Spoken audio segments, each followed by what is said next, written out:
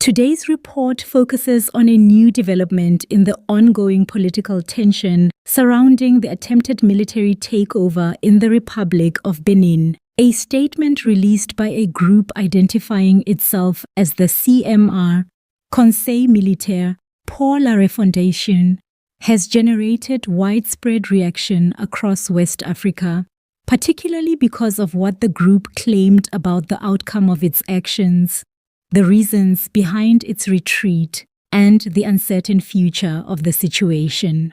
According to the communiqué circulating on social media, the CMR openly apologized to the people of Benin and to what they described as their supporters across Africa.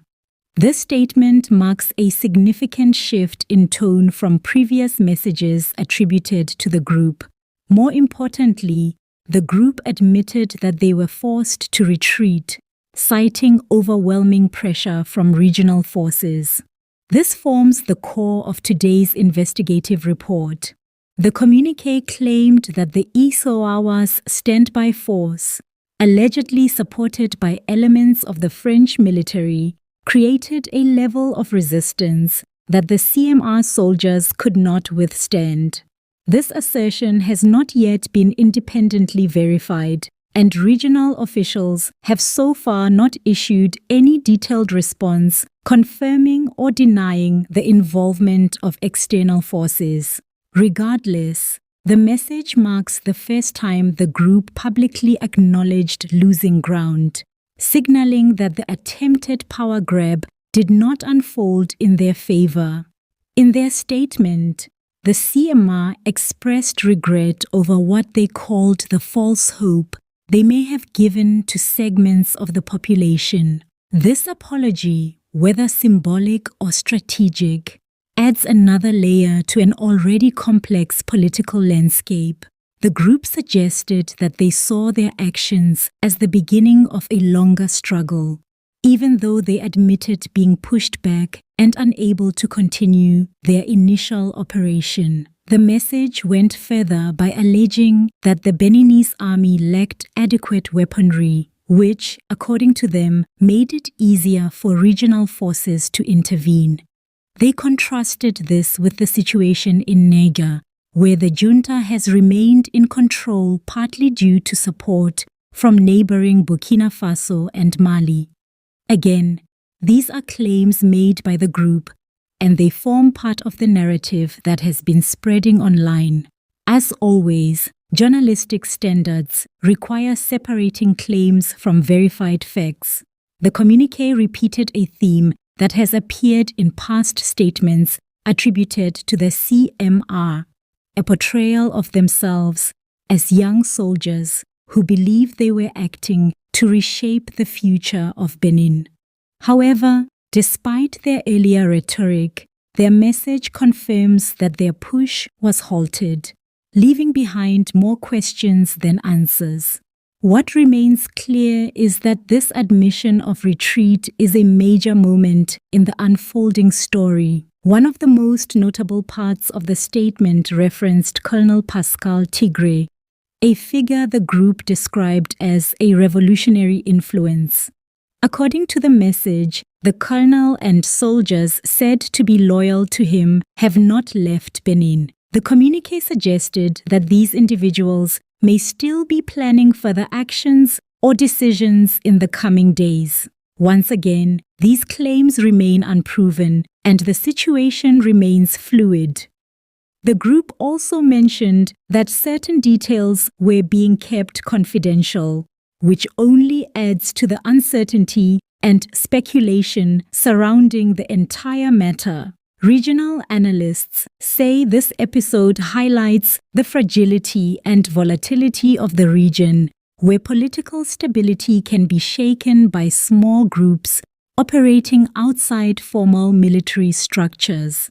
Experts warn that online statements, especially those released anonymously or by groups claiming responsibility for military actions, can sometimes be part of larger campaigns aimed at influencing public opinion or creating confusion.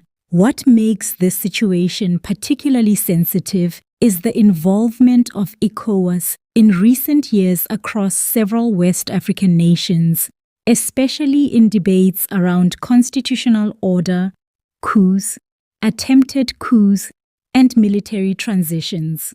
The claim that ECOWAS forces pressured the CMR into retreat, if accurate, would illustrate a decisive intervention.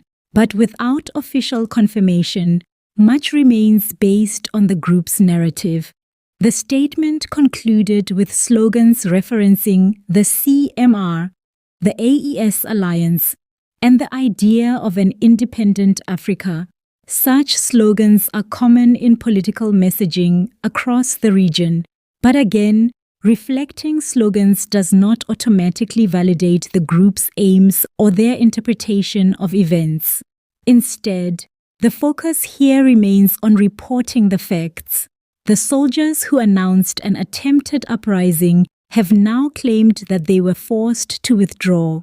As the situation continues to evolve, observers are waiting for an official statement from the government of Benin, as well as from ECOWAS, to clarify the details behind the events, verify or debunk the claims made by the CMR, and outline the next steps for security and governance within the country. For now, what we know with certainty is this: the group publicly admitted retreating.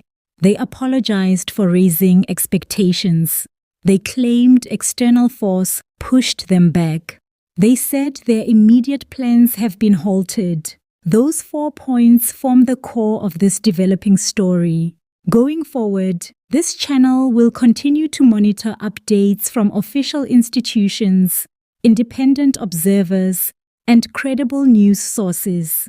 It is essential to rely on verified information, especially during moments of political tension when misinformation can spread rapidly and shape public perception in unpredictable ways.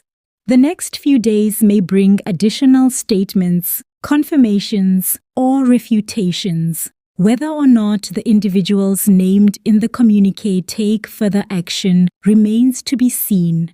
As always, we will provide balanced, responsible, and fact-based reporting as new information becomes available. Until then, the key development is clear. The CMR says it has stepped back, marking a temporary halt to the attempted power shift and placing Benin at another crossroads as it navigates uncertainty and heightened political sensitivity.